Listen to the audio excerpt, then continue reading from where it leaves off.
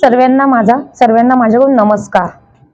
गेल्या 14 वर्षापासून ज्यांच्या हातामध्ये सत्ता होती त्यांनी काय केलं? त्यांना तेव्हा सीओ साहेब दिसले नाही का? माझं फक्त म्हणण्याचा उद्देश हेच आहे की आता सीओ साहेबांना प्रत्येक वेळेस म्हणतात सीओ साहेब हे, सीओ साहेब हे, तेव्हा त्यांना 14 वर्षापहिले ते दिसले नाही का?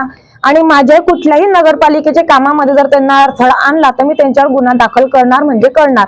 आणि मला जे वारंवार माझ्यावरती ते आरोप लावत आहे मी त्यांनाही सोडणार नाही, कारण मी एक साधारण घरातली व्यक्ती नगराध्यक्ष बनून त्यांना ते जीवार येत आहे का? माझं म्हणण्याचं उत्तर हे आहे।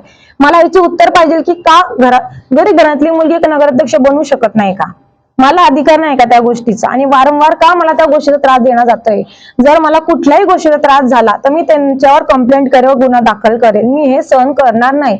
आणि माझ्या भुसावळच्या नागरिकांना कुठलाही गोष्ट त्रास जर त्यांनी दिला तेही सुद्धा मी सहन करणार नाही। आणि महिलांसाठी मी आज उभी आहे आणि उभी राहणार। आज जी समस्या आहे त्यांची पाण्याची ती नक्की मी दूर करणार। आणि 3 ते 5 दिवसाआड भुसावळ शहरामध्ये पाणी येणार म्हणजे येणार। जर कोणी तुम्हाला म्हटलं की 5 दिवसाआड पाणी येणार नाही तर कोणाचं ऐकायचं नाही। आणि 2 दिवस पहिले मी न्यूज ऐकली की नगराध्यक्ष मॅडमने सांगितलं की भुसावळ शहरामध्ये पाणी देऊ नका। या सर्व खोट्या गोष्टी आहे। मी कोणालाही काहीच असं सांगितलं नाही। आणि ज्यांनी तुम्हाला सांगितलं त्यांना माझ्या समोर उभं करा। जय हिंद, जय महाराष्ट्र।